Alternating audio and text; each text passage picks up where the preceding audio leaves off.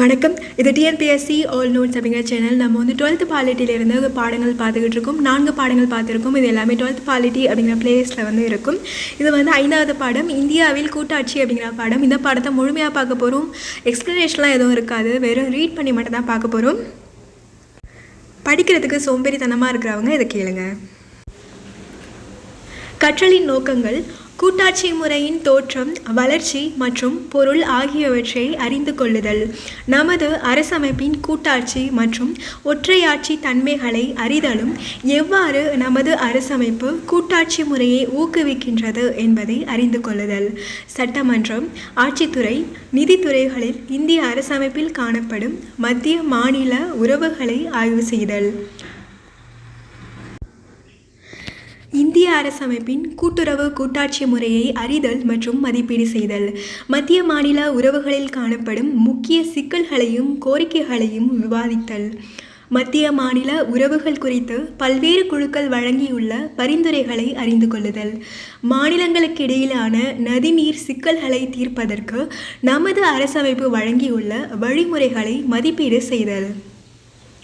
கூட்டாட்சியின் பொருள்: ஒரு மத்திய அரசாங்கத்திற்கும் பல மாநில அரசாங்கங்களுக்கும் இடையில் அரசமைப்பால் வழங்கப்பட்டுள்ள பாதுகாக்கப்பட்ட அதிகார பகிர்வை உடைய அரசியல் முறையை கூட்டாட்சி என்று அழைக்கிறோம். மாநில அரசாங்கங்கள் அரசமைப்பால் தோற்றுவிக்கப்பட்டால் மட்டுமே நாம் ஒரு அமைப்பை கூட்டாட்சி முறை என்று கூறலாம். ஒரு நாட்டின் பகுதிகள் இனம், மொழி, மதம் போன்ற காரணங்களால் பல வகை மக்களை பெற்றிருந்தால் கூட்டாட்சி முறை அரசாங்கம் பின்பற்றப்பட வேண்டும். வேற்றுமையில் ஒற்றுமை உருவாக்குவதற்கு கூட்டாட்சி முறை மக்களாட்சி நாடுகளில் பின்பற்றப்படுகிறது. கூட்டாட்சி முறையின் பொருள்: அரசமைப்பு பெற்றோர், மத்திய அரசாங்கம் குழந்தை, மாநில அரசாங்கங்கள் குழந்தைகள். கூட்டாட்சியின் பரிணாமம்: உலக வரலாற்றில் முதல் கூட்டாட்சி அரசமைப்பாக அமெரிக்கா தோன்றியது. பின்னர் ஆஸ்திரேலியா, கனடா ஆகிய ஆங்கிலேய காலனிகளும் கூட்டாட்சி முறையை அமைத்து கொண்டன. 3 மொழிகளை பின்பற்றும் சுவிட்சர்லாந்து கூட்டாட்சி முறையை கொண்டு வந்தது. தற்போது உள்ள ஐரோப்பிய யூனியன் விருப்பத்தின் அடிப்படையில் அமைந்த கூட்டாட்சி முறைக்கு எடுத்துக்காட்டாகும். இந்திய கூட்டாட்சி முறையும் வளர்ச்சியும்: இந்தியாவில் ஒழுங்குமுறை சட்டம் 1773 கூட்டாட்சி முறையின் தோற்றத்தை உருவாக்கியது. இந்திய தேசிய இயக்கம் இந்தியாவின் பன்முகத்தன்மையை உணர்ந்து கூட்டாட்சி முறையை ஆதரித்தது. இந்திய அரசாங்க சட்டம் 1919 இரட்டை ஆட்சியை அறிமுகம் செய்தது. 1935 இந்திய அரசாங்க சட்டம் மாநிலங்களுக்கு சுயாட்சியை வழங்கியது. நேரு குழுவின் அறிக்கையும் 1928 ஜவஹர்லால் நேருவின் கருத்துகளும் கூட்டாட்சி அமைப்பை இந்தியாவிற்கு வலியுறுத்தின. அரசமைப்பின் 7வது அட்டவணை 3 பட்டியல்களை உருவாக்கி அதிகார பகிர்வை மத்திய மாநில அரசாங்கங்களுக்கு வழங்குகின்றன.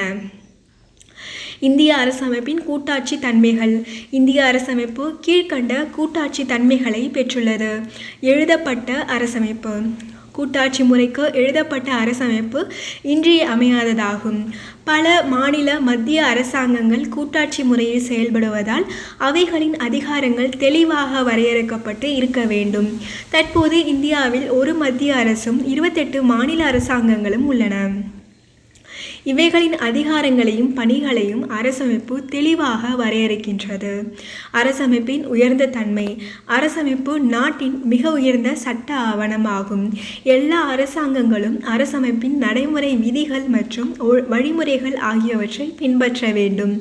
எந்த ஒரு அரசாங்கமும் அரசமைப்பை மீறி செயல்படக்கூடாது. அதிகார பகிர்வு: மத்திய மாநில அரசாங்கங்களுக்கு இடையிலான அதிகார பகிர்வு கூட்டாட்சி முறையின் அடிப்படை தன்மையாகும். இந்திய அரசமைப்பு மத்திய மாநில அரசாங்கங்களுக்கிடையே அதிகார பகிர்வை விரிவாக வழங்குகிறது. நமது நாட்டில் 3 பட்டியல் மூலமாக அதிகார பகிர்வு வழங்கப்படுகிறது. ஆனால் அமெரிக்காவின் கூட்டாட்சி முறையில் ஒரு பட்டியல் மூலமாகத்தான் அதிகார பகிர்வு எடுத்துரைக்கப்பட்டுள்ளது. ஈரவை நாடாளுமன்றம்: கூட்டாட்சி முறையில் ஈரவை நாடாளுமன்றம் காணப்படுகிறது. நாடாளுமன்றத்திற்கு 2 அவைகள் உள்ளன. இந்தியாவில் நாடாளுமன்றத்தில் மேலவை மாநிலங்களவை என அழைக்கப்படுகிறது. நாடாளுமன்றத்தின் கீழ் அவை மக்களவை என அழைக்கப்படுகிறது. மாநிலங்களவை மாநில பிரதிநிதிகளை கொண்டுள்ளது. மாநில உரிமைகளின் பாதுகாவலனாக அது கருதப்படுகிறது. உலகம் முழுவதும் நாடாளுமன்றத்தின் மேலவை மாநில உரிமைகளின் நலன்களின் பாதுகாவலனாக செயல்படுகிறது. நெகிழா அரசமைப்பு.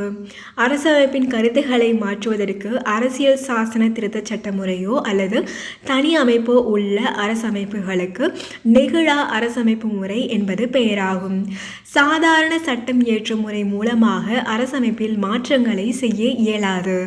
இங்கு மாற்றங்களை கொண்டு வருவதற்கு அறுதி பெரும்பான்மையுடன் அரசமைப்பு திருத்தச் சட்டத்தை கொண்டு வர வேண்டும். நமது அரசமைப்பின் 20வது பகுதியின் 368 உறுப்பில் அரசமைப்பை மாற்றுவதற்கான சிறப்பு திருத்தச் சட்ட முறைகள் வழங்கப்பட்டுள்ளதால் அது நெகிழா அரசமைப்பு என அழைக்கப்படுகிறது. உச்சநீதிமன்றம். இந்திய உச்சநீதிமன்றம் கூட்டாட்சி முறையின் நடுவனாகவும் அரசமைப்பின் பாதுகாவலனாகவும் விளங்குகின்றது. அரசமைப்பை விளக்கும் உரிமையை இது பெற்றுள்ளது. மத்திய மாநில உரிமைகளுக்கிடையே முரண்பாடுகள் அல்லது சிக்கல்கள் இருந்தால் உச்சநீதிமன்றம் தீர்த்து வைக்கின்றது. உச்சநீதிமன்றத்திடம் தனிப்பட்ட அதிகாரம் உள்ளது. உச்சநீதிமன்றம் மட்டும்தான் கூட்டாட்சி வழக்குகளை விசாரித்து தீர்ப்பளிக்கும் அதிகாரத்தை பெற்றுள்ளது. மத்திய அரசாங்கத்திற்கும் மாநில அரசாங்கங்களுக்கு இடையிலும் அல்லது வெவ்வேறு மாநில அரசாங்கங்களுக்கு இடையிலும் சிக்கல்கள் இருந்தால் உச்சநீதிமன்றம் மட்டுமே தீர்த்து வைக்கும். அதாவது தமிழ்நாட்டிற்கும் மத்திய அரசாங்கத்திற்கும் அல்லது வேறு மாநில அரசாங்கத்திற்கும் இடையே பிரச்சனை தோன்றினால் அதனை தீர்த்து வைக்கும் அதிகாரம் உச்சநீதிமன்றத்திடம் மட்டுமே உள்ளது. மேற்கண்ட காரணிகளின் அடிப்படையில் இந்திய அரசமைப்பை கூட்டாட்சி அரசமைப்பு என கூறுகிறோம். கூட்டாட்சியின் தன்மைகள்: சுதந்திர நீதித்துறை, ஈரவை நாடாளுமன்றம், அதிகார பகிர்வு, அரசமைப்பின் உயர்வு, எழுதப்பட்ட அரசமைப்பு, நெகிழா அரசமைப்பு. இந்திய நிலப்பரப்பு உங்களுக்கு தெரியுமா? இந்திய ஒன்றியம் என்ற கருத்து இந்திய நிலப்பரப்பு என்பதிலிருந்து வேறுபட்டதாகும். இந்திய ஒன்றியம் என்பது கூட்டாட்சி முறையில் உள்ள 28 மாநில அரசாங்கங்களையும் மத்திய அரசாங்கத்தையும் குறிக்கும். இந்திய நிலப்பரப்பு என்பது கீழ்காண்டவற்றை குறிக்கும்: 28 மாநிலங்கள், 8 மத்திய அரசின் ஆளுகைக்கு உட்பட்ட பகுதிகள், பெறப்பட்ட பகுதிகள், சுதந்திரத்திற்கு பின் இந்திய அரசாங்கத்தினால் முயன்று பெறப்பட்ட பகுதிகள், பாண்டிச்சேரி, டாமன் டையூ பகுதிகள் இந்திய அரசால் முயன்று பெறப்பட்டன. அவைகள் ஆளுமைக்கு உட்பட்ட பகுதிகள் ஆவதற்கு முன்னால் பெறப்பட்ட பகுதிகள் என அழைக்கப்பட்டன. இந்திய அரசமைப்பின் ஒற்றை ஆட்சி தன்மைகள். அமெரிக்காவில் உள்ள பாரம்பரிய கூட்டாட்சி முறையிலிருந்து இந்திய கூட்டாட்சி முறை மிகவும் வேறுபடுகிறது. ஒற்றை அரசமைப்பு. மத்திய மற்றும் மாநில அரசாங்கங்களுக்கு ஒரே ஒரு அரசமைப்பு தான் உள்ளது. தேசிய அரசமைப்பே மாநிலங்களின் தேவைகளை பூர்த்தி செய்கிறது. மாநிலங்களுக்கென்று தனி அரசமைப்பு கிடையாது. ஆனால் பாரம்பரிய கூட்டாட்சி நாடான அமெரிக்காவில் மாநிலங்கள் தங்களுக்கான அரசமைப்பை பெற்றுள்ளன. ஒற்றை குடியுரிமை. நமது நாட்டில் இந்திய குடியுரிமை மட்டுமே உள்ளது. மாநிலங்களுக்கென்று தனி குடியுரிமை கிடையாது. ஆனால் அமெரிக்காவில் தேசிய குடியுரிமை மட்டுமல்லாது மாநில குடியுரிமையும் காணப்படுகிறது. நெகிழும் அரசமைப்பு. சாதாரண சட்டம் இயற்றும் முறை மூலமாக அரசமைப்பின் பகுதிகளை மாற்ற முடிந்தால் அந்த அரசமைப்பிற்கு நெகிழும் அரசமைப்பு என்பது பெயராகும். இங்கு அரசமைப்பில் மாற்றங்களை கொண்டு வருவதற்கு சிறப்பு அரசமைப்பு திருத்த சட்டங்கள் தேவையில்லை. மாநிலங்களுக்கு வாழ்வுரிமை இல்லை. நமது அரசமைப்பு மாநிலங்களுக்கு பெயர் உரிமை மற்றும் வாழ்வுரிமையை வழங்கவில்லை. நாடாளுமன்றம் சாதாரண சட்டங்கள் மூலமாக மாநிலங்களின் பெயர்களையும் நிலப்பரப்புகளையும் மாற்றி அமைக்க முடியும். அரசமைப்பின் 3வது மற்றும் 4வது உறுப்புகள் மாநிலங்களை மாற்றவும் புதிய மாநிலங்களை உருவாக்கவும் வழிமுறையை வழங்குகின்றன. குடியரசுத் தலைவர் சம்பந்தப்பட்ட மாநிலத்திற்கு தகவலை அனுப்புவார். அந்த மாநிலத்தின் பெயரையோ நிலப்பரப்பையோ மாற்றுகிறோம் என தகவல் அனுப்புவார்.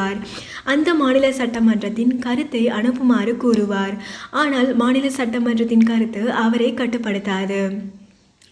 ஒரு சாதாரண சட்ட முன்வரைவு நாடாளுமன்றத்தின் மக்களவையிலோ மாநிலங்களவையிலோ குடியரசுத் தலைவரின் பரிந்துரையின்படி அறிமுகப்படுத்தப்படும். நாடாளுமன்றத்தில் விவாதிக்கப்பட்ட பின் அந்த சட்ட முன்வரைவு சாதாரண சட்டமாக அறுதி பெரும்பான்மை ஆதரவுடன் நிறைவேற்றப்படும். இவ்வாறு மாநிலங்களின் பெயர், நிலப்பரப்பு ஆகியவை மாற்றப்படுகின்றன. முன்பு சிக்கிம் இந்தியாவுடன் ஒரு இணை மாநிலம் என்றழைக்கப்பட்டது. கூட்டாட்சிக்கு எதிரான மாநிலங்களவை.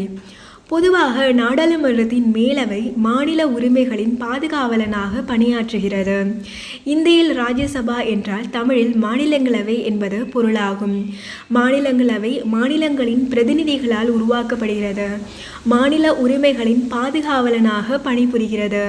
ஆனால் 3 முக்கிய தளங்களில் மாநில உரிமைகளுக்கு எதிராக மாநிலங்களவை செயல்படுகிறது. மாநிலங்களவையின் அமைப்பு முறையில் சமத்துவம் பின்பற்றப்படவில்லை. இடங்கள் மாநிலங்களின் மக்கள் தொகைக்கு ஏற்றவாறு வழங்கப்பட்டிருக்கின்றன. மிகப்பெரிய மாநிலமான உத்தரப்பிரதேசத்திற்கு 31 இடங்கள் மாநிலங்களவையில் உள்ளன. ஆனால் நாகாலாந்து போன்ற சிறிய மாநிலங்களுக்கு ஓரிடம் மட்டுமே வழங்கப்பட்டுள்ளது. பாரம்பரிய கூட்டாட்சி நாடாகிய அமெரிக்காவில் ஒவ்வொரு மாநிலத்திற்கும் 2 இடங்கள் மட்டுமே வழங்கப்பட்டுள்ளன. சிறிய மாநிலங்கள், பெரிய மாநிலங்கள் என்ற வேறுபாடு கிடையாது. தமிழ்நாட்டிற்கு 18 இடங்கள் மாநிலங்களவையில் உள்ளன. அரசமைப்பின் 249வது உறுப்பின்படி ஒரு அதிகாரத்தை மாநில பட்டியலிலிருந்து மத்திய பட்டியலுக்கு மாநிலங்களவையால் மாற்ற முடியும். தேசிய நலன் கருதி மாநிலங்களவை இம்மாற்றத்தை செய்யலாம். வருகை தந்த உறுப்பினர்களில் 2/3 பங்கு பெரும்பான்மை மற்றும் மொத்த உறுப்பினர்களின் பெரும்பான்மை ஆதரவு முறையின்படி மாநிலங்களவை ஒரு தீர்மானத்தை இயற்றினால் மாநில அதிகாரத்தை மத்திய பட்டியலுக்கு 1 வருட காலத்திற்கு மாற்றலாம். தேவைப்பட்டால் மீண்டும் மீண்டும் மாற்றத்தை நீட்டிக்கலாம். அரசமைப்பின் 312வது உறுப்பின் கீழ் 2/3 பங்கு பெரும்பான்மை மற்றும் மொத்த உறுப்பினர்களின் அறுதி பெரும்பான்மை ஆதரவுடன் புதிய அனைத்து இந்திய பணிகளை உருவாக்கும் அதிகாரத்தை மாநிலங்களவை பெற்றிருக்கின்றது. அனைத்து இந்திய பணிகள் மத்திய அரசாங்கத்தின் ஆதிக்கத்தை உருவாக்குகின்றன என்று மாநிலங்கள் குற்றம் சாட்டுகின்றன. இந்திய ஆட்சிப்பணி IAS, இந்திய காவல் பணி IPS, இந்திய வனப்பணி IFS ஆகியவை முக்கிய அனைத்து இந்திய பணிகளாகும். மாநில உரிமைகளை பாதிக்கக்கூடிய அனைத்து இந்திய பணிகளை உருவாக்கும் அதிகாரத்தை மாநிலங்களவை பெற்றிருப்பதை பல மாநிலங்கள் எதிர்க்கின்றன. சமமற்ற அதிகார பகிர்வு. வலுவான மத்திய அரசு, வலுவில்லா மாநில அரசு.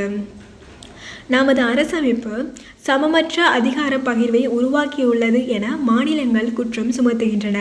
மத்திய அரசிற்கு சாதகமாகவும் மாநிலங்களுக்கு எதிராகவும் அதிகார பகிர்வு உள்ளதாக பல மாநிலங்கள் கூறுகின்றன. மத்திய அரசாங்கம் மாநிலங்களை விட எண்ணிக்கையில் அதிக அதிகாரங்களை பெற்றுள்ளது. முக்கியமான அதிகாரங்களும் மத்திய அரசிடமே உள்ளன. அதிக வருமானத்தை ஈட்டித்தரும் அதிகாரங்களும் மத்திய அரசிடமே உள்ளன. எண்ணிக்கை, முக்கியத்துவம், வருமானம் ஆகிய காரணிகளில் மாநிலங்கள் பலவீனமான நிலையில் உள்ளன. நிதி ஆதாரத்திற்கு மத்திய அரசையே மாநிலங்கள் சார்ந்துள்ளன. பொது பட்டியல் அதிகாரங்களில் மத்திய அரசு சொல்வதை மாநில அரசாங்கங்கள் கேட்க வேண்டிய நிலை உள்ளது. பட்டியலில் இல்லாத இதர அதிகாரங்கள் நமது அரசமைப்பில் மத்திய அரசாங்கத்திடம் வழங்கப்பட்டுள்ளன. ஆனால் பாரம்பரிய கூட்டாட்சி நாடான அமெரிக்காவில் இதர அதிகாரங்கள் மாநிலங்களிடம் வழங்கப்பட்டுள்ளன. அவசர காலங்கள். நமது அரசமைப்பின் 18வது பகுதியில் உறுப்புகள் 352 முதல் 360 வரை 3 விதமான அவசர காலங்கள் விவரிக்கப்பட்டுள்ளன. உறுப்பு 352 படி போர், அந்நிய ஆக்கிரமிப்பு, ஆயுதமேந்திய கிளர்ச்சி போன்றவைகள் இந்தியாவின் ஒற்றுமையை பாதித்தால் குடியரசுத் தலைவர் தேசிய அவசர காலத்தை பிறப்பிக்கலாம். உறுப்பு 356 படி எந்த ஒரு மாநிலத்திலும் அரசியல் சாசன அமைப்பு முறை பாழ்படுத்தப்பட்டால் குடியரசுத் தலைவர் மாநில அரசு நீக்கிவிட்டு அவசர காலத்தை கொண்டு வரலாம். உறுப்பு 360 படி நாட்டின் நிதி நிலைமை மோசமடைந்தால் குடியரசுத் தலைவர் நிதி அவசர காலத்தை பிறப்பிக்கலாம். அவசர காலங்கள் அமலில் இருந்தால் கூட்டாட்சி முறை ரத்து செய்யப்பட்டு ஒற்றை ஆட்சி முறை பின்பற்றப்படும். மாநில உரிமைகள் பாதிக்கப்படும். ஒருங்கிணைந்த நீதித்துறை. இந்திய நீதித்துறை ஒருங்கிணைந்த துறையாக உள்ளது. உச்ச நீதிமன்றத்தின் கீழ் உயர் நீதிமன்றம் மற்றும் கீழமை நீதிமன்றங்கள் இயங்குகின்றன. ஒருங்கிணைந்த படிநிலை அமைப்பும் அடிப்படையில் நீதித்துறை உள்ளது. ஆனால் அமெரிக்காவில் நீதித்துறையிலும் கூட்டாட்சி முறை பின்பற்றப்படுகிறது. தேர்தல் ஆணையம்.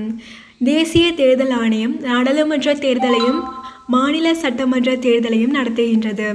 மாநில சட்டமன்றத்திற்கான தேர்தல்களை நடத்துவதற்கு தனி தேர்தல் ஆணையம் கிடையாது.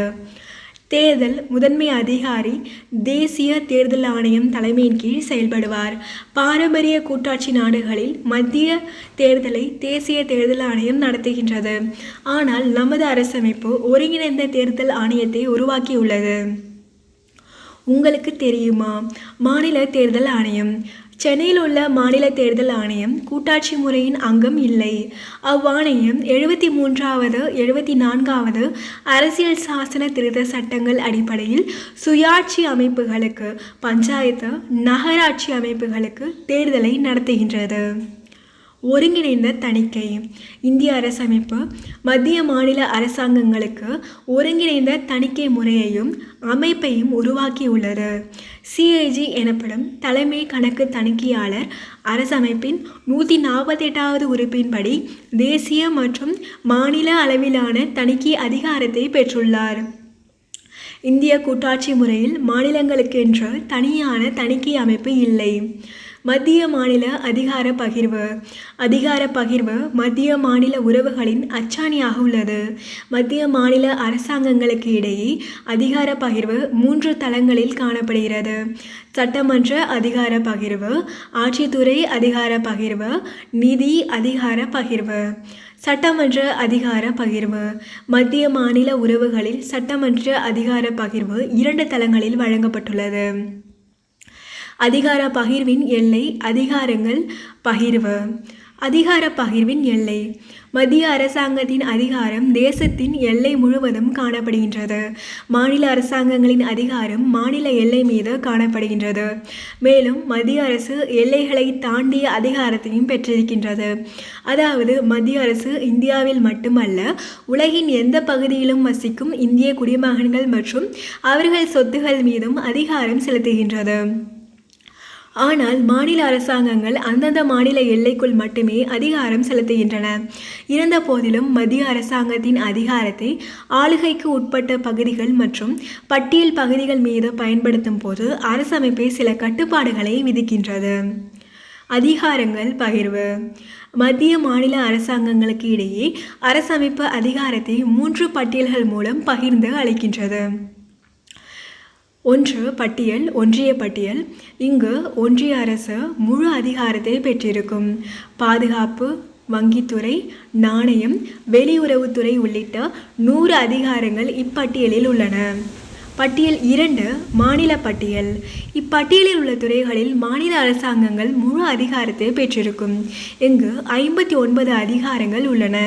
சட்டம், ஒழுங்கு, பொது சுகாதாரம், சுயாட்சி அமைப்புகள், விவசாயம், வனங்கள் போன்றவைகள் இப்பட்டியலில் இடம்பெற்றுள்ளன.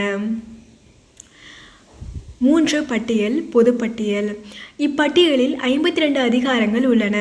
கல்வி, திருமணம், குடிமைச் சட்டம் போன்றவைகள் இங்கு இடம்பெற்றுள்ளன. மத்திய மாநில அரசாங்கங்கள் இரண்டுமே இப்பட்டியலில் அதிகாரம் செலுத்துவதால் இப்பட்டியலுக்கு பொது பட்டியல் என்று பெயரிடப்பட்டுள்ளது. இப்பட்டியலில் உள்ள அதிகாரத்தில் மத்திய மாநில அரசுகளுக்கு இடையே முரண்பாடுகள் ஏற்பட்டால் மத்திய அரசாங்கத்தின் சட்டமே செல்லுபடியாகும். இம்3 பட்டியல்கள் தவிர இதர அதிகாரங்கள் என்ற வகையும் உள்ளது. இம்3 பட்டியல்களில் இடம்பெற்ற அதிகாரங்கள் எல்லாம் மத்திய அரசாங்கத்தின் ஆளுமையின் கீழ் வருகின்றன. மேற்கண்ட அதிகார பகிர்வை வழங்குவதில் நமது அரசமைப்பு இந்திய அரசாங்க சட்டம் 1935 பின்பற்றுகின்றது. விதிவிலக்குகள். மேற்கண்ட அதிகார பகிர்வு சில சிறப்பு சமயங்களில் நிறுத்தி வைக்கப்படும். இச்சமயங்களில் மாநில அதிகாரங்களின் அதிகாரங்கள் நீக்கப்பட்டு மத்திய அரசாங்கத்தின் அதிகாரம் அதிகரிக்கப்படும். தேசிய அவசர காலம். குடியரசுத் தலைவர் தேசிய அவசர கால சட்டத்தை போர், அந்நிய ஆக்கிரமிப்பு, ஆயுதமேந்திய கிளர்ச்சி போன்ற காரணங்கள் அடிப்படையில் குடியரசுத் தலைவர் தேசிய அவசர சட்டத்தை பிரகடனம் செய்வார். நாட்டிற்கு எதிரான சவால்களை சமாளிப்பதற்கு நாடாளுமன்றத்தின் அதிகாரங்கள் மாநில பட்டியலிலும் செலுத்தப்படும். மாநிலங்களுக்கு இடையிலான ஒப்பந்தம்.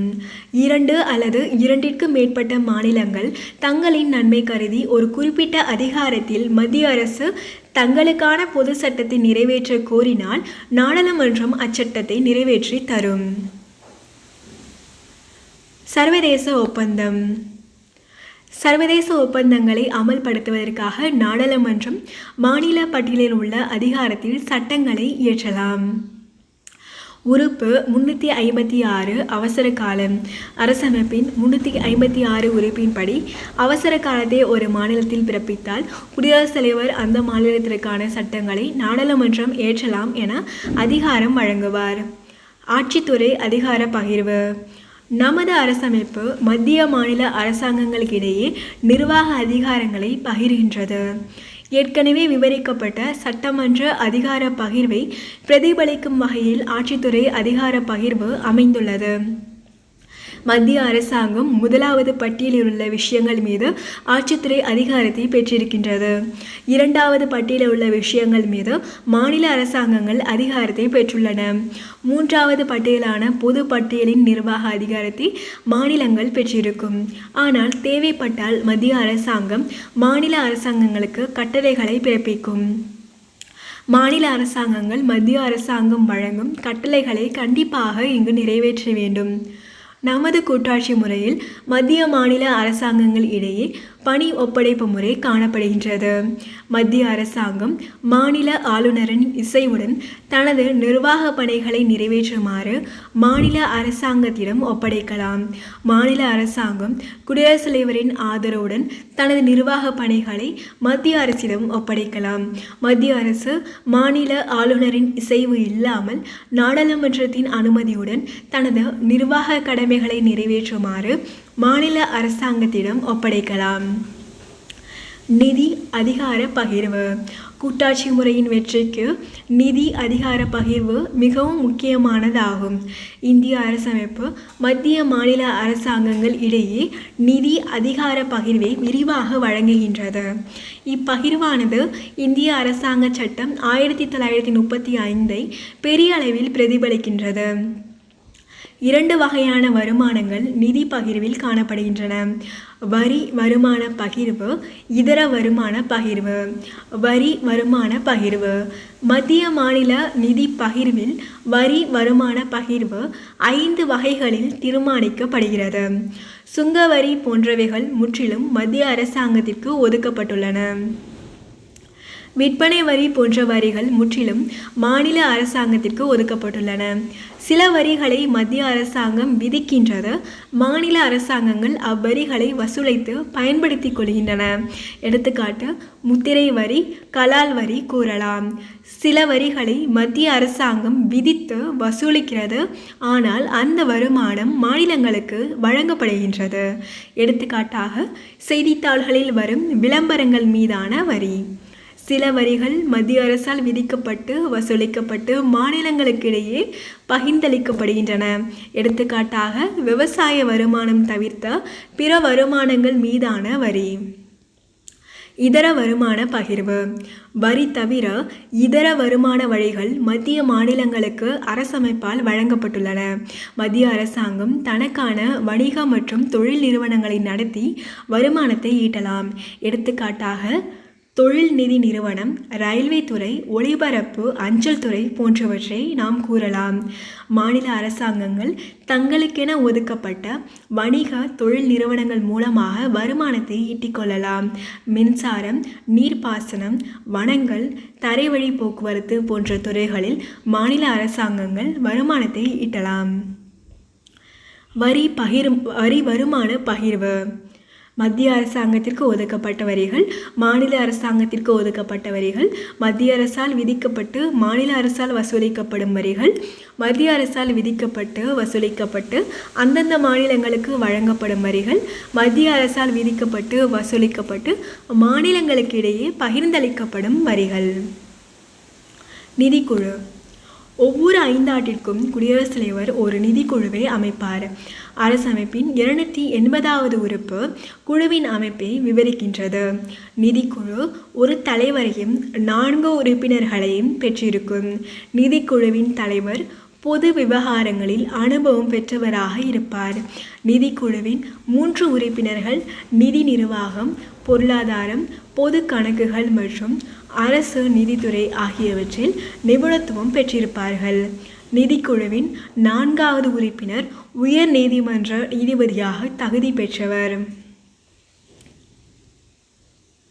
நிதிக்குழு அரசிற்கு பரிந்துரைகளை கீழ்க்கண்டவாறு வழங்கும்.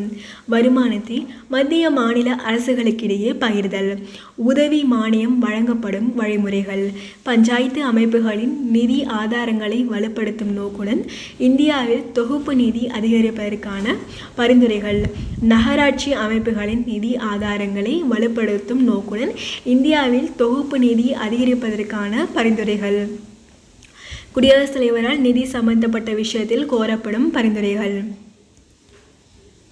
இதுவரை 14 நிதிக்குழுக்கள் இந்தியாவில் குடியரசுத் தலைவரால் அமைக்கப்பட்டுள்ளன. கூட்டுறவு கூட்டாட்சி. அமெரிக்காவின் புகழ்பெற்ற அரசமைப்பு நிபுணரான கிரான்வில் ஆஸ்டின் இந்திய கூட்டாட்சியை கூட்டுறவு கூட்டாட்சி என வர்ணித்தார். மத்திய மாநில அரசாங்கங்கள் இடையே பரஸ்பர ஒத்துழைப்பை உருவாக்கும் நோக்கத்தில் இந்திய கூட்டாட்சி வடிவமைக்கப்பட்டுள்ளது. அமெரிக்கா போன்ற கூட்டாட்சி நாடுகளில் கூட்டுறவு கொள்கை அமல்படுத்தப்படுகிறது. அரையளவு கூட்டாட்சி கொள்கை கொண்ட நமது அரசமைப்பில் மாநிலங்கள் மத்திய அரசிற்கு ஒத்துழைப்பை நல்க வேண்டும். குடியரசுத் தலைவர் பெற்றிருக்கும் அவசர கால அதிகாரங்களும் அரசமைப்பின் சில பகுதிகளும் மாநில அரசாங்கங்கள் மத்திய அரசுடன் கூட்டுறவு உணர்வுடன் செயல்பட வைக்கின்றன. கூட்டுறவு கூட்டாட்சி.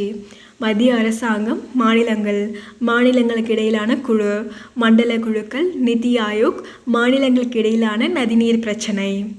இந்திய அரசியலில் பல்வேறு பகுதிகள், அமைப்புகள் மற்றும் நிறுவனங்கள் கூட்டுறவு கூட்டாட்சியின் விருதுகளாக உள்ளன. அவைகளை 3 வகையாக வகைப்படுத்தலாம். அரசமைப்பு நிறுவனங்கள், சட்ட அமைப்புகள், அரசமைப்புகள். அரசமைப்பு பகுதிகள். அரசமைப்பே பல்வேறு அமைப்புகளை உருவாக்கி கூட்டுறவு கூட்டாட்சி முறையை ஆதரிக்கின்றது. மாநிலங்களுக்கு இடையிலான குழு. அரசமைப்பில் 263 உறுப்பு குடியரசுத் தலைவர் பொது நலனுக்காக மாநிலங்களுக்கு இடையிலான குழுவை உருவாக்கலாம் என்று கூறுகின்றது. 3 பணிகளை இக்குழு பெற்றிருக்கின்றது. மாநிலங்களுக்கு இடையிலான சிக்கல்களை ஆராய்ந்து ஆலோசனை வழங்குவது, மத்திய மாநில அரசாங்கங்களுக்கு இடையிலான பொதுவான விஷயத்தை விவாதிப்பது, ஒரு குறிப்பிட்ட விஷயத்தில் மாநிலங்களுக்கு இடையிலான ஒத்துழைப்பை அதிகரிப்பதற்கு பரிந்துரைகளை வழங்குதல். மாநிலங்களுக்கு இடையிலான ஒத்துழைப்பை அதிகரிப்பதற்கு பல குழுக்கள் இதுவரை உருவாக்கப்பட்டுள்ளன. எடுத்துக்காட்டு, மத்திய சுகாதார குழு, போக்குவரத்து வளர்ச்சி மன்றம், தல சுயாட்சி மத்திய குழு போன்றவைகள் எடுத்துக்காட்டுகளாகும். சர்க்காரியா குழுவின் பரிந்துரைப்படி 1990களில் கூட்டாட்சி முறையில் உள்ள அரசாங்கங்கள் இடையே எல்லா துறைகளிலும் பரஸ்பர ஒத்துழைப்பை அதிகரிப்பதற்காக மாநிலங்களுக்கிடையான குழு தோற்றுவிக்கப்பட்டது. பிரதமர் இக்குழுவின் தலைவராக இருக்கின்றார். எல்லா மாநிலங்களின் முதல்வர்களும் ஒன்றிய ஆளுகைக்குட்பட்ட முதல்வர்களும் 6 ஒன்றிய அமைச்சரவை குழுக்களும் ஒன்றிய ஆளுகைக்குட்பட்ட பகுதிகளின் நிர்வாக தலைவர்களும் குடியரசுத் தலைவர் ஆட்சியில் இருக்கும் மாநிலங்களின் ஆளுநர்களும் இக்குழுவில் உறுப்பினர்களாக இருக்கின்றனர். மாநிலங்கள் இடையில் பரஸ்பர ஒத்துழைப்பை அதிகரிக்க மத்திய உள்துறை அமைச்சர் தலைமையில் ஒரு நிலைக்குழுவும் உருவாக்கப்பட்டது. இக்குழுவில் மத்திய உள்துறை அமைச்சர் தவிர 5 மத்திய அமைச்சர்கள் குழு, 9 மாநில முதல்வர்களும் உறுப்பினர்களாக இருப்பார்கள். சட்ட அமைப்புகள். நாடாளுமன்றத்தின் சட்டங்களால் உருவாக்கப்பட்ட பல அமைப்புகளும் கூட்டுறவு கூட்டாட்சியை வலுப்படுத்துகின்றன. மண்டல குழுக்கள். மண்டல குழுக்கள் மாநிலங்கள் மறுசீரமைப்பு குழு 1956 சட்டத்தின் மூலம் தோற்றுவிக்கப்பட்டன. மொழி வாரியான மாநிலங்கள் உருவான போது மண்டல குழுக்களும் உருவாகின. சுதந்திர இந்தியாவின் முதல் பிரதமரான ஜவஹர்லால் நேரு மண்டல குழுக்களின் நோக்கம் கூட்டுறவு கூட்டாட்சி வழக்கத்தை வளர்ப்பது என்றார். ஆரம்பத்தில் 5 மண்டல குழுக்கள் தோற்றுவிக்கப்பட்டன. 1971ஆம் ஆண்டு வடகிழக்கு மாநிலங்களுக்கான சிறப்பு மண்டல குழு உருவாக்கப்பட்டது. தற்பொழுது 6 மண்டல குழுக்கள் இயங்குகின்றன. வடக்கு மண்டல குழு, தெற்கு மண்டல குழு, கிழக்கு மண்டல குழு, மேற்கு மண்டல குழு, மத்திய மண்டல குழு, வடகிழக்கு மண்டல குழு. மத்திய உள்துறை அமைச்சர் எல்லா மண்டல குழுக்களின் பொது தலைவராக உள்ளார். மேலும் ஒவ்வொரு மண்டல குழுவிலும் ஒவ்வொரு மாநிலத்தின் முதல்வர் மற்றும் 2 அமைச்சர்களும் ஒன்றிய ஆளுகைக்குட்பட்ட பகுதியில் நிர்வாக தலைவரும் உறுப்பினர்களாக இருப்பார்கள். மண்டலங்களில் உள்ள மாநிலங்களுக்கிடையே எவ்வாறு ஒத்துழைப்பை உருவாக்கி வளர்ப்பது என்று மண்டல குழுக்கள் பரிந்துரை வழங்கும். பொருளாதார, சமூக திட்டமிடல், எல்லை பிரச்சினைகள், போக்குவரத்து போன்ற துறைகளில் பரஸ்பர ஒத்துழைப்பை வழங்க மண்டல குழுக்கள் செயல்படும். நதி ஆணையம். நதி ஆணையங்கள் சட்டம் 1956 மாநிலங்களுக்கிடையான நதிகளை மேலாண்மை செய்வதற்கு மாநிலங்களுக்கு பரிந்துரைகள் வழங்குவதற்கு நதி ஆணையத்தை உருவாக்கியது. நதிநீர் தீர்ப்பாயம். நதிநீர் தீர்ப்பாயம் மாநிலங்களுக்கிடையிலான நதிநீர் சிக்கல் சட்டம் 1956 அரசமைப்பின் உறுப்பு 262 படி உருவாக்கப்பட்டது. சமவெளி மாநிலங்களுக்கு இடையிலான நதிநீர் குறைகளை ஒழுங்குபடுத்துவது இச்சட்டத்தின் நோக்கமாகும். இவ்வகையான பிரச்சினைகளை தீர்ப்பதற்கு தீர்ப்பாயங்களை இச்சட்டம் உருவாக்குகின்றது. நிதி ஆயோக். மத்திய அரசாங்கம் ஜனவரி 1, 2015 நிதி ஆயோக் என்ற அமைப்பை தோற்றுவித்தது. இந்தியாவின் மாற்றத்திற்கான தேசிய குழு என்பது இதன் பொருளாகும். 65 ஆண்டுகள் பழமை வாய்ந்த திட்டக்குழு நீக்கப்பட்ட பிறகு இப்புதிய குழு தோற்றுவிக்கப்பட்டது. பிரதமர் இக்குழுவின் தலைவராக இருப்பார். மாநிலங்களின் முதல்வர்கள், ஒன்றிய ஆளுகைக்குட்பட்ட பகுதிகளின் முதல்வர்கள், புதுச்சேரி, புதுதில்லி, அந்தமான் நிக்கோபார் தீவுகளின் துணை ஆளுநர் ஆகியோர் இக்குழுவின் நிரந்தர உறுப்பினர்களாக செயல்படுவார்கள்.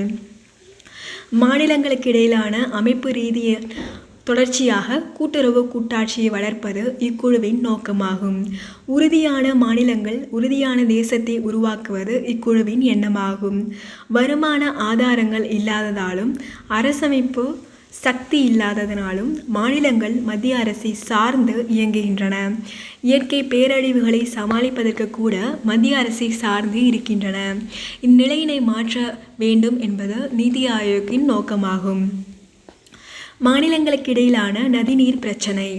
இந்திய அரசமைப்பின் கூட்டாட்சி முறையை மாநிலங்களுக்கிடையிலான நதிநீர் சிக்கல்கள் பெரிய அளவில் பாதிக்கின்றன. பல்வேறு நதிநீர் சிக்கல்கள் நமது நாட்டில் காணப்படுகின்றன. தமிழ்நாடு, கர்நாடகா, கேரளா, புதுச்சேரி ஆகியவை காவிரி பிரச்சனையில் சம்பந்தப்பட்டுள்ளன. ஆண்டாண்டு காலமாக நதிநீர் பிரச்சனையில் ஒடிசா, ஆந்திர பிரதேசம் சம்பந்தப்பட்டுள்ளன. சட்லஜ் ஆறு பிரச்சனையில் பஞ்சாப், ஹரியானா சம்பந்தப்பட்டுள்ளன. கோவா, மகாராஷ்டிரா, கர்நாடகம் ஆகியவை மகாதாயி ஆற்று பிரச்சனையில் சம்பந்தப்பட்டுள்ளன.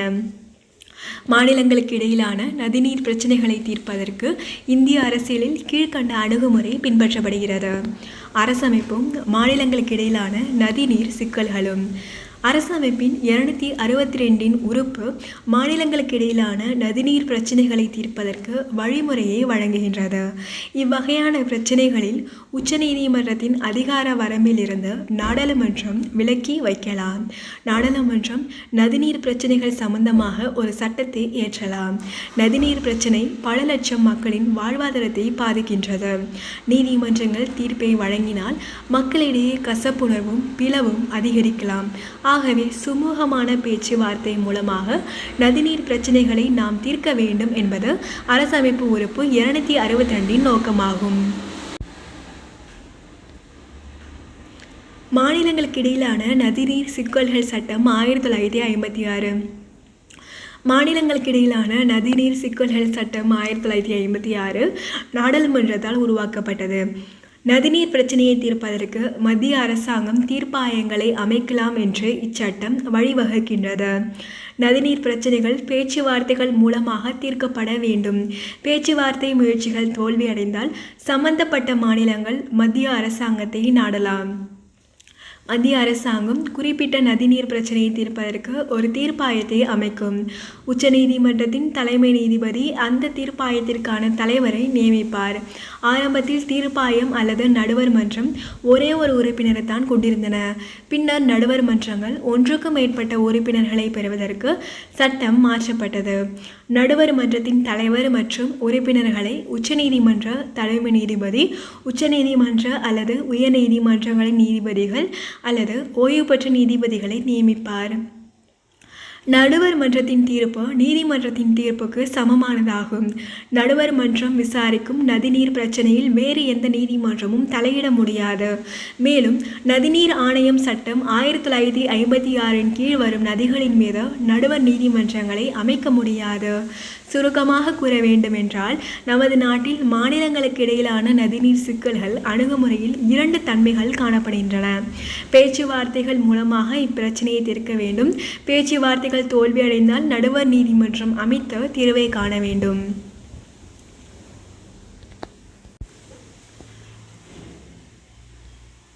ஐயா, காவிரி நதிநீர் பிரச்சனையை விவரிக்க முடியுமா? காவிரி நதிநீர் சிக்கல் தமிழ்நாடு, கர்நாடகா, கேரளா, புதுச்சேரி ஆளுகைக்குட்பட்ட பகுதி ஆகிய 4 மாநிலங்களுக்கு இடையிலான பிரச்சனையாகும். இப்பிரச்சனையின் வரலாற்று பின்னணி என்ன? இப்பிரச்சனை நீண்ட வரலாற்று பின்னணி உடையதாகும். மெட்ராஸ் மாகாணமும் மைசூர் அரசும் 1924ஆம் ஆண்டு காவிரி நதிநீரை பயன்படுத்த ஒரு ஒப்பந்தம் கையெழுத்திட்டன. 50 ஆண்டுகள் கழித்து 1974ஆம் ஆண்டு இவ்வொப்பந்தம் காலாவதியானது. சம்பந்தப்பட்ட மாநிலங்கள் 1974ஆம் ஆண்டிற்கு பின் பேச்சுவார்த்தையில் ஈடுபட்டனவா? ஆம், சம்பந்தப்பட்ட மாநிலங்கள் பல சுற்று பேச்சுவார்த்தைகளை நடத்தின. ஆனால் எந்த ஒரு தீர்வும் எட்டப்படவில்லை. நாம் ஏற்கனவே படித்தது போல நதிநீர் சிக்கல்கள் சட்டம் 1956 படி காவிரி நதிநீர் நடுவர் மன்றம் 1991ஆம் ஆண்டு மத்திய அரசால் அமைக்கப்பட்டது. நடுவர் மன்றம் தீர்ப்பை வழங்கிவிட்டதா? தீர்ப்பின் முக்கிய தன்மைகள் என்ன? நடுவர் மன்றம் தீர்ப்பை 2007ஆம் ஆண்டு வழங்கிவிட்டது. மாதந்தோறும் கர்நாடகம் பிலிகுண்டுலு என்ற எல்லை பகுதியில் தமிழ்நாட்டிற்கு குறிப்பிட்ட அளவு நீரை வழங்க வேண்டும். காவிரி நதியிலிருந்து சம்பந்தப்பட்ட மாநிலங்களுக்கு தண்ணீரை குறிப்பிட்ட அளவில் நடுவர் மன்றம் பங்கீடு செய்தது. மழையில்லா வருடங்களில், துன்ப காலங்களில் எவ்வாறு நீர் பங்கீடு இருக்க வேண்டும் என்பதையும் நடுவர் மன்றம் தனது தீர்ப்பில் விவரித்துள்ளது. காவிரி மேலாண்மை வாரியம் என்றால் என்ன? காவிரி நடுவர் மன்றம் தனது தீர்ப்பை அமல்படுத்துவதற்கு காவிரி மேலாண்மை வாரியத்தை உருவாக்க வேண்டும் என்று கூறியது. காவிரி மேலாண்மை வாரியம் அமைக்கப்பட்டுள்ளதா? பல ஆண்டுகள் வழக்கு நடந்த பிறகு உச்சநீதிமன்றம் தனது இறுதி தீர்ப்பை வெளியிட்டுள்ளது. காவிரி மேலாண்மை ஆணையமும் காவிரி நீர் ஒழுங்குபடுத்தும் குழுவும் உருவாக்கப்பட்டுள்ளது. உச்சநீதிமன்ற தீர்ப்பின்படி தமிழ்நாடு 177.25 டிஎம்சி தண்ணீரை கர்நாடகத்திலிருந்து எல்லை பகுதியில் பெறும். மொத்த காவிரி நீரில் Tamil Nadu 404.25 TMC, Karnatakam 284.25 TMC, Kerala 30 TMC, Puducherry 7 TMC என்று உச்சநீதிமன்றம் நீர் பங்கீடு செய்துள்ளது. இந்திய கூட்டாட்சியில் பிரச்சனைகளும் தேவைகளும். கூட்டாட்சி முறையில் காணப்படும் பல்வேறு சிக்கல்கள் மத்திய மாநில உறவுகளை பாதிக்கின்றன. ஆளுநரின் நியமனம் மற்றும் பணி. மத்திய அரசாங்கத்தின் முகவராக ஆளுநர் மாநிலத்தில் செயல்படுவதை மாநில அரசாங்கங்கள் எதிர்க்கின்றன. ராஜமன்னார் குழு மாநில ஆளுநர்கள் கூட்டாட்சி முறைக்கு எதிராக இருப்பதாக விமர்சித்தது. தமிழகத்தின் முன்னாள் முதல்வர் அண்ணாதுரை அவர்கள் காலத்திலிருந்து ஆளுநர்களின் அதிகாரங்களை குறைக்க வேண்டும் என்ற கருத்து வலியுறுத்தப்பட்டு வந்தது. மாநில கட்சி அரசியலில் தீவிரமாக இயங்கும் தலைவர்களை மாநில ஆளுநராக நியமிக்கக்கூடாது என்று கூறுகின்றன. ஆளுநர்களின் நியமனத்தில் மாநில அரசாங்கங்களையும் கலந்தாலோசிக்க வேண்டும் என்று மாநில கட்சிகள் வலியுறுத்துகின்றன. இந்தியாவின் முன்னேற்றத்திற்கு பாடுபட்ட மிகச்சிறந்த அறிஞர்களை, சேவையாளர்களை ஆளுநர்களாக நியமிக்க வேண்டும் என கோரப்படுகிறது. எதிர்க்கட்சிகள் ஆளும் மாநிலங்களில் ஆளுநர்களின் செயல்பாடுகள் அதிருப்தியை உருவாக்கியுள்ளன. மாநிலங்களில் ஆளும் கட்சி உடைந்து போனாலோ அல்லது தொங்கு சட்டமன்றம் உருவானாலோ ஆளுநர்களின் முடிவுகள் சர்ச்சைகளை உருவாக்குகின்றன. கல்வி. ஆரம்ப காலத்தில் கல்வி 2ஆம் பட்டியலான மாநில பட்டியலில்தான் இடம்பெற்றிருந்தது. 1976ஆம் ஆண்டு நாடாளுமன்றம் 42வது அரசியல் சாசன திருத்தச் சட்டத்தின் மூலம் கல்வியை 3வது பட்டியலான பொது பட்டியலுக்கு மாற்றியது. மாநில அரசுகளின் தனிப்பட்ட அதிகாரம் மத்திய மாநில அரசாங்கங்களுக்கு பொதுவானதாக மாற்றப்பட்டது. பொது பட்டியலில் தற்போது கல்வி இருப்பதால் மத்திய மாநில அரசாங்கங்களுக்கிடையே முரண்பாடுகள் தோன்றினால் மத்திய அரசின் அதிகாரமே செல்லுபடியாகும். ஆகவே தமிழ்நாடு உள்ளிட்ட பல மாநிலங்கள் கல்வியை மீண்டும் மாநில பட்டியலுக்கு மாற்ற வேண்டும் என கூறுகின்றன. மாநில சுயாட்சி பிரச்சினைகள். கல்வி இடமாற்றம், ஆளுநர் நியமனம், உறுப்பு 356, சட்ட முன்வரைவுகள் தேக்கி வைப்பு, அனைத்து இந்திய பணிகள். மாநில சட்ட முன்வரைவுகளை குடியரசுத் தலைவரின் கவனத்திற்கு தேக்கி வைத்தல். மாநிலங்கள் நிறைவேற்றும் சட்ட முன்வரைவுகளை ஆளுநர்கள் குடியரசுத் தலைவரின் கவனத்திற்கு கொண்டு செல்லலாம். மாநிலத்தின் நிதி சட்ட முன்வரைவுகளை ஆளுநர்கள் தேக்கி வைத்தால் குடியரசுத் தலைவர் அவைகளை நிராகரிக்கலாம் அல்லது அவைகளுக்கு தனது இசைவை தெரிவித்து அவைகளை சட்டமாக்கலாம். மாநிலத்தின் சாதாரண சட்ட முன்வரைவுகள் ஆளுநர்களால் தேக்கி வைக்கப்பட்டால் குடியரசுத் தலைவர் அந்த முன்வரைவுகளை திரும்பவும் விவாதிக்குமாறு மாநில சட்டமன்றத்திற்கே அனுப்பி வைக்கலாம். மறுபரிசீலனை செய்து மீண்டும் அந்த முன்வரைவுகளை மாநில சட்டமன்றம் அனுப்பினாலும் குடியரசுத் தலைவர் முன்வரைவை நிராகரிக்கலாம். நமது நாட்டின் ஒற்றுமையை காப்பதற்காக அரசமைப்பு இவ்வழிமுறைகளை உருவாக்கியுள்ளது. ஆனால் பல மாநில அரசாங்கங்கள் இவ்வழிமுறை மீது அதிருப்தி தெரிவித்துள்ளன. அரசியல் காரணத்திற்காக ஆளுநர்கள் இப்பிரிவை தவறாக பயன்படுத்துவதாக குற்றம் சுமத்துகின்றன. எதிர்க்கட்சிகள் ஆளும் மாநில அரசாங்கங்களுக்கு எதிராக ஆளுநர்கள் இவ்விவகாரத்தை பயன்படுத்துவதாக கூறுகின்றனர். உறுப்பு 356 தவறாக பயன்படுத்தப்பட்டால். அரசமைப்பின் 18வது பகுதியில் 356 உறுப்பு ஒரு மாநிலத்தின் அரசமைப்பு ஆட்சி முறை சீர்குலைந்து விட்டால் குடியரசுத் தலைவர் அவசர காலத்தை அமல்படுத்தலாம் என்று கூறுகின்றது. ஆளுநரின் அறிக்கையின் அடிப்படையிலோ அல்லது ஆளுநரின் அறிக்கை இல்லாமலோ குடியரசுத் தலைவர் உறுப்பு 356 அமல்படுத்தலாம். நமது நாட்டின் ஒற்றுமையை பாதுகாப்பதற்காக இப்பிரிவை அரசமைப்பு உருவாக்கியுள்ளது. எதிர்க்கட்சிகள் ஆளும் பல்வேறு மாநிலங்கள் உறுப்பு 356 மத்திய அரசாங்கத்தினால் தவறாக பயன்படுத்தப்படுகிறது என்று விமர்சித்துள்ளனர். மத்திய அரசாங்கம் மாநில அரசாங்கங்களுக்கு எதிராக இவ்வுறுப்பை தவறாக பயன்படுத்தியுள்ளதாக பல மாநிலங்கள் தெரிவித்துள்ளன. கட்சி அரசியல் காரணங்களுக்காக இவ்வுறுப்பு தவறாக பயன்படுத்தப்பட்டுள்ளது. ஆகவே பல மாநில கட்சிகள் அரசமைப்பின் உறுப்பு 356 அகற்ற வேண்டும் என கோருகின்றன. அனைத்து இந்திய பணிகள். அரசமைப்பின் உறுப்பு 312 வழியாக அனைத்து இந்திய பணிகள் உருவாக்கப்படுகின்றன. இப்பணிகளின் அதிகாரிகள் மத்திய அரசாங்கத்தினால் தேர்வு செய்யப்படுகின்றனர். மாநிலங்களுக்கு மத்திய அரசினால் இவ்வதிகாரிகள் அனுப்பி வைக்கப்படுகின்றனர். மாநில அரசாங்கங்கள் அனைத்து இந்திய பணி அதிகாரிகளை இடமாற்றம் செய்யலாம். ஆனால் மத்திய அரசாங்கம் மட்டுமே அனைத்து இந்திய பணி அதிகாரிகளை பதவியிலிருந்து நீக்க முடியும். ஆகவே இவ்வதிகாரிகள் மத்திய அரசின் கட்டுப்பாட்டில் உள்ளனர். மாநில அரசாங்கங்களின் மீது மத்திய அரசு இவ்வதிகாரிகள் மூலம் ஆதிக்கம் செலுத்துவதாக குற்றம் சாட்டப்படுகிறது. தமிழ்நாடு அரசாங்கம் அமைத்த ராஜமன்னார் குழு அனைத்து இந்திய பணிகளை அகற்ற வேண்டும் என பரிந்துரைத்தது. மத்திய மாநில உறவுகளை பற்றி இதுவரையில் பல்வேறு குழுக்கள் பரிந்துரைகளை வழங்கியுள்ளன. நிர்வாக சீர்திருத்தங்கள் குழு. நமது நாட்டின் நிர்வாக சீர்திருத்தங்களுக்காக 2 நிர்வாக சீர்திருத்த குழுக்கள் அமைக்கப்பட்டுள்ளன.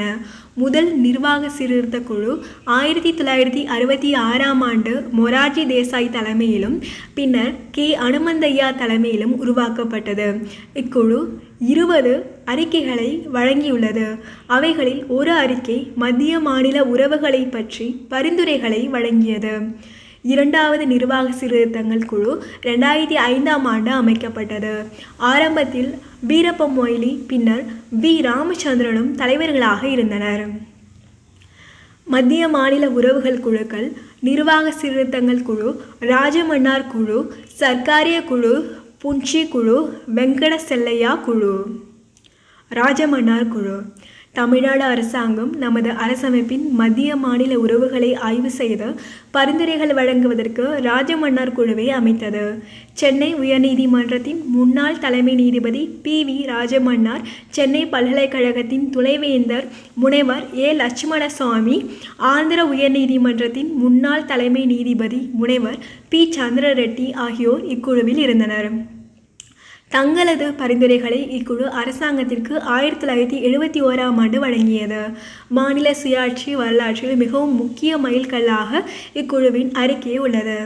இக்குழுவின் முக்கிய பரிந்துரைகள் கீழ்க்கண்டவைகள் ஆகும். அரசமைப்பின் 263 உறுப்பு உடனடியாக அமல்படுத்தப்பட வேண்டும். மாநிலங்களுக்கு இடையிலான குழு உருவாக்கப்பட வேண்டும். இக்குழுவின் தலைவராக பிரதமர் பணிபுரிய வேண்டும். மாநில முதல்வர்கள் அல்லது அவர்களால் நியமிக்கப்பட்டவர்கள் உறுப்பினர்களாக பணியாற்ற வேண்டும். மாநிலங்களுக்கு இடையிலான குழுவிடம் அதிக அதிகாரங்கள் இருக்க வேண்டும். மத்திய அரசாங்கத்தின் முக்கிய முடிவுகளையும் நாடாளுமன்றத்தின் சட்டங்களையும் இக்குழுவில் ஆலோசிக்க வேண்டும். தேசத்தின் பாதுகாப்பு, வெளியுறவு ஆகிய 2 அதிகாரங்கள் தவிர இதர எல்லா அதிகாரங்களையும் பயன்படுத்தும் முன் மத்திய அரசு மாநிலங்களுக்கு இடையிலான குழுவை ஆலோசிக்க வேண்டும். அரசமைப்பின் உறுப்புகள் 256, 257, 339 கிளாஸ் 2 ஆகியவற்றை நீக்க வேண்டும். இந்த உறுப்புகள் மாநில உரிமைகளை பாதிப்பதால் அவைகளை நீக்கி மாநில உரிமைகளை வலுப்படுத்த வேண்டும் என ராஜமன்னார் குழு பரிந்துரைத்தது. 3 பட்டியல்களில் இல்லாத இதர அதிகாரங்கள் மத்திய அரசிடமிருந்து மாநில அரசுகளுக்கு மாற்றப்பட வேண்டும். வரி விதிக்கும் அதிகாரமும் மாநில அரசாங்கங்களுக்கு மாற்றப்பட வேண்டும். அரசமைப்பின் 18 பகுதியில் உள்ள உறுப்பு 356 மத்திய அரசால் கவனமாக பயன்படுத்தப்பட வேண்டும். மாநிலத்தில் அரசியல் சாசன அமைப்பு முற்றிலும் சீர்குலைந்தால் மட்டுமே கடைசி ஆயுதமாக மத்திய அரசு இவ்வுறுப்பை பயன்படுத்த வேண்டும். சாதாரண சட்ட ஒழுங்கு பிரச்சனைகளுக்கு இவ்வுறுப்பை மாநிலங்களில் மத்திய அரசு பயன்படுத்தக்கூடாது. ராஜமன்னார் குழு அனைத்து இந்திய பணிகளில் பெரிய அளவில் மாற்றங்களை பரிந்துரைத்தது. மத்திய அரசுக்கு சாதகமான மாநில அரசுகளுக்கு எதிரான அனைத்து இந்திய பணிகள் தேவையில்லை. கூட்டாட்சி முறைக்கு எதிராக இருப்பதால் இந்திய ஆட்சி பணி உள்ளிட்ட அனைத்து இந்திய பணிகளை அரசமைப்பிலிருந்து நீக்குவதற்கு ராஜமன்னார் குழு பரிந்துரைத்தது. நிதி ஆதாரங்களை மத்திய அரசாங்கத்திடமிருந்து மாநில அரசாங்கத்திற்கு அதிக அளவில் மாற்றித்தர வேண்டும் என இக்குழு கூறியது. மாநிலங்களின் நிதி சக்தியை அதிகரிப்பதற்கு தொழில் நிறுவனங்கள் வரி, ஏற்றுமதி வரி, சுங்க வரி போன்றவற்றை மத்திய அரசாங்கத்திடமிருந்து மாநிலங்களுக்கு மாற்ற வேண்டும். நிதி ஆற்றல்தான் மாநில உரிமைகளின் அச்சாணி என்று இக்குழு கருதியது. ஆகவே அரசமைப்பின் 7வது அட்டவணையில் திருத்தங்கள் பெரிய அளவில் செய்ய வேண்டும். மத்திய பட்டியல், பொது பட்டியல் ஆகியவற்றிலிருந்து மாநில பட்டியலுக்கு அதிக அதிகாரங்களை மாற்ற வேண்டும். நிதிக்குழு ஒரு நிரந்தர பாகுபாடு இல்லாத அமைப்பாக மாற வேண்டும் என ராஜமன்னார் குழு பரிந்துரைத்தது. சர்க்காரியா குழு. மத்திய அரசாங்கம் 1983ஆம் ஆண்டு நீதியரசர் R.S. சர்க்காரியா தலைமையில் ஒரு குழுவை உருவாக்கியது. இக்குழுவில் பி. சிவராமன், முனைவர் R.S.S. சென் ஆகிய நிபுணர்களும் உறுப்பினர்களாக இருந்தனர். இக்குழு 247 பரிந்துரைகளை உள்ளடக்கிய ஒரு விரிவான அறிக்கையை 5 வருடங்கள் கழித்து மத்திய அரசிற்கு சமர்ப்பித்தது. மாநிலங்களுக்கு இடையிலான குழு. அரசமைப்பின் உறுப்பு 263B மற்றும் C பணிகளை செய்யும் அதிகாரம் இக்குழுவிடம் வழங்கப்பட வேண்டும். மாநிலங்களின் பொதுவான நலன் கருதி மாநிலங்களுக்கு இடையிலான குழு பரிந்துரைகளை வழங்க வேண்டும். ஆனால் அரசமைப்பின் உறுப்பு 263ஆவின் அதிகாரம் இக்குழுவிற்கு வழங்கப்படக்கூடாது. அதாவது மாநிலங்கள் இடையில் எழும் சிக்கல்களில் தலையிடும் அதிகாரம் மாநிலங்களுக்கு இடையான குழுவிற்கு வழங்கக்கூடாது. மேலும் ஒரு நிரந்தர சுயாட்சி பெற்ற செயலகத்தை மாநிலங்களுக்கு இடையிலான குழுவிற்கு உருவாக்கி தர வேண்டும். அரசமைப்பின் உறுப்பு 356. இந்த உறுப்பு மிகவும் கவனமாக, மிகவும் குறைவாகவே பயன்படுத்தப்பட வேண்டும். கடைசி ஆயுதமாக இவ்வுறுப்பு பயன்படுத்தப்பட வேண்டும். ஒரு மாநிலத்தின் அரசமைப்பு ஆட்சி முறை முற்றிலும் சீர்குலைந்தால் மட்டுமே இவ்வுறுப்பை பயன்படுத்த வேண்டும். உறுப்பு 356 அமல்படுத்துவதற்கு முன் எல்லா மாற்று உத்திகளையும் பயன்படுத்த வேண்டும். ஆளுநர். ஆளுநர் பதவியை ரத்து செய்ய வேண்டும். ஆளுநரை நியமிக்கும் முன் சம்பந்தப்பட்ட மாநில அரசை கலந்தாலோசிக்க வேண்டும் என்ற சில அரசியல் கட்சிகளின் கருத்துக்களை சர்க்காரியா குழு நிராகரித்தது. கூட்டாட்சி முறை நன்கு செயல்படுவதற்கு அரசியல் தலைவர்களை ஆளுநர்களாக நியமிக்கக்கூடாது என்று இக்குழு பரிந்துரைத்தது. இந்தியாவின் முன்னேற்றத்திற்கு பாடுபட்ட பெருமைமிக்க இந்திய குடிமகன்களை ஆளுநர்களாக நியமிக்க வேண்டும். வெவ்வேறு கட்சிகள் மத்தியிலும் மாநிலத்திலும் ஆட்சியில் இருக்கும் போது மத்தியில் ஆளும் கட்சியின் தலைவர்களை மாநிலத்தின் ஆளுநராக நியமிக்கக்கூடாது. மொழி மும்மொழி கொள்கையை கண்டிப்பாக அமல்படுத்த வேண்டும் என்று சர்க்காரியா குழு பரிந்துரைத்தது. மும்மொழி கொள்கை தேசிய ஒற்றுமையை வளர்க்கும் என்று இக்குழு கூறியது. புன்சி குழு மத்திய அரசாங்கம் 2007ஆம் ஆண்டு உச்சநீதிமன்றத்தின் முன்னாள் தலைமை நீதிபதி மதன் மோகன் புன்சி தலைமையில் ஒரு புதிய குழுவை அமைத்தது. இக்குழுவில் 3 நிபுணர்களும் ஒரு செயலரும் இருந்தார். இக்குழு 2010ஆம் ஆண்டு தனது பரிந்துரைகளை மத்திய அரசிற்கு வழங்கியது. மாநில ஆளுநர்கள் குறிப்பிட்ட பதவி காலத்திற்கு நியமிக்கப்பட வேண்டும். குடியரசுத் தலைவரை பதவி நீக்கம் செய்யும் முறை போல மாநில ஆளுநர்களும் நாடாளுமன்றத்தில் பதவி நீக்க தீர்மானம் மூலம் மட்டுமே பதவியிலிருந்து நீக்கப்பட வேண்டும். ஒரு மாநிலத்தில் கிளர்ச்சியில் பாதிக்கப்பட்ட மாவட்டங்கள் அல்லது பகுதிகளில் மட்டுமே குடியரசுத் தலைவர் ஆட்சியை அமல்படுத்தலாம். மாநிலம் முழுவதும் குடியரசுத் தலைவர் ஆட்சியை அமல்படுத்த வேண்டிய அவசியமில்லை. இதற்காக அரசமைப்பின் உறுப்புகள் 355, 356 ஆகியவற்றில் மாற்றம் செய்யப்பட வேண்டும். மத கலவரங்களால் பாதிக்கப்பட்ட பகுதிகளில் மாநில அரசாங்கத்தின் ஒப்புதல் பெறாமலே மத்திய அரசு தனது காவல் படைகளை அனுப்பி அமைதியை நிலைநாட்டலாம். எஸ்ஆர் பொம்மை வழக்கு உச்சநீதிமன்ற தீர்ப்பு. சோமப்ப ராயப்ப பொம்மை 6 ஜூன் 1924 முதல் 10 அக்டோபர் 2007 வரை கர்நாடக மாநிலத்தின் 11வது முதல்வராக பணியாற்றினார். ஐக்கிய முன்னணி அரசாங்கத்தில் 1996 முதல் 1998 வரை மனிதவள முன்னேற்ற அமைச்சராகவும் இருந்தார். எச்.டி. தேவகவுடா, ஐக்கிய குஜரால் ஆகிய 2 பிரதமர்களின் அமைச்சரவையில் அவர் பணியாற்றியுள்ளார். எஸ்ஆர் பொம்மை அவர்கள் முதல்வராக இருந்த கர்நாடக அரசாங்கம் மத்திய அரசால் பதவி நீக்கம் செய்யப்பட்டது. இதனை எதிர்த்த முதல்வர் எஸ்ஆர் பொம்மை உச்சநீதிமன்றத்தில் வழக்கு தொடர்ந்தார். உச்சநீதிமன்றம் இவ்வழக்கில் 1994ஆம் ஆண்டு புகழ்பெற்ற பொம்மை வழக்கு தீர்ப்பை வழங்கியது. மத்திய மாநில உறவுகளில் மாநில உரிமைகளை காப்பதில் பொம்மை வழக்கு தீர்ப்பு மிக முக்கியமான திருப்புமுனையாக கருதப்படுகிறது. மத்திய அரசாங்கம் தன்னிச்சையான முறையில் அரசமைப்பிற்கு எதிராக மாநில அரசாங்கங்களை பதவி நீக்கம் செய்யக்கூடாது என்பது இத்தீர்ப்பின் மைய கருத்தாகும். அரசியல் அமைப்பின் 356வது உறுப்பை கவனத்துடன் கடைசி ஆயுதமாக மத்திய அரசாங்கம் பயன்படுத்த வேண்டும். அரசியல் சாசன ஆட்சி சீரழிந்தால் மட்டுமே இவ்வுறுப்பை மத்திய அரசு பயன்படுத்த வேண்டும். எடுத்துக்காட்டாக, சட்டப்பேரவை தேர்தலுக்கு பின் எந்த ஒரு கட்சி கூட்டணிக்கும் பெரும்பான்மை ஆதரவு கிடைக்கவில்லை, மத்திய அரசாங்கத்தின் கட்டளைகளை மாநில அரசாங்கம் மதிக்கவில்லை போன்ற காரணங்களுக்கு மாநில அரசாங்கத்தை மத்திய அரசு பதவி நீக்கம் செய்யலாம். சாதாரண காரணங்களுக்காக மத்திய அரசு 356வது உறுப்பை பயன்படுத்தக்கூடாது. எடுத்துக்காட்டாக, மாநிலத்தில் சட்டம் ஒழுங்கு சரியில்லை, நாடாளுமன்ற தேர்தலில் மாநிலத்தில் ஆளும் கட்சி தோற்றுவிட்டது, மாநிலத்தில் அரசியல் சாசன ஆட்சி முறை சீரழிந்து விட்டது என்ற ஆளுநரின் அறிக்கை நாடாளுமன்றத்தில் சமர்ப்பிக்கப்பட வேண்டும். மாநிலத்தில் நிலவும் அசாதாரணமான சூழ்நிலையை ஆளுநரின் அறிக்கை தெளிவாக விவரிக்க வேண்டும். மாநிலத்தின் சட்டப்பேரவை கலைக்கப்படுவதற்கு முன் குடியரசுத் தலைவர் ஆட்சிக்கு நாடாளுமன்றத்தின் இரு அவைகளிலும் ஒப்புதல் வழங்கப்பட்டு இருக்க வேண்டும். நீதிமன்றம் உறுப்பு 356 கீழ் மாநில அரசை மத்திய அரசாங்கம் பதவி நீக்கம் செய்தது சரியா தவறா என ஆராயும் அதிகாரத்தை பெற்றிருக்கின்றது. உறுப்பு 356 தவறாக மத்திய அரசால் பயன்படுத்தப்பட்டால் உச்சநீதிமன்றம் நீதி சீராய்வு அதிகாரத்தை பயன்படுத்தும். பதவி நீக்கம் அரசமைப்பிற்கு எதிராக இருந்தால் உச்சநீதிமன்றம் பதவி நீக்கப்பட்ட மாநில அரசாங்கத்தை மீண்டும் பதவியில் அமர்த்தும். பொம்மை வழக்கு உச்சநீதிமன்ற தீர்ப்பு வந்த பிறகு மத்திய அரசின் தன்னிச்சையான பதவி நீக்க நடவடிக்கையிலிருந்து மாநில அரசாங்கங்கள் பாதுகாக்கப்பட்டுள்ளன. அண்ணல் அம்பேத்கர் அரசமைப்பின் உறுப்பு 356 தேவையற்ற வார்த்தை என்று வர்ணித்தார். மக்களால் தேர்ந்தெடுக்கப்பட்ட அரசாங்கங்களுக்கு எதிராக இவ்வுறுப்பு உள்ளதை அவர் கசப்புடன் ஏற்றுக்கொண்டார்.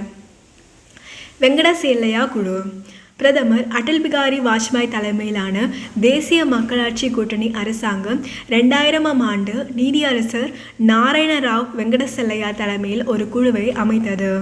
இந்த அரசமைப்பு மதிப்பாய்வு தேசிய குழு அரசமைப்பில் பல சீர்திருத்தங்கள் கொண்டுவரப்பட வேண்டும் என்று கூறியது.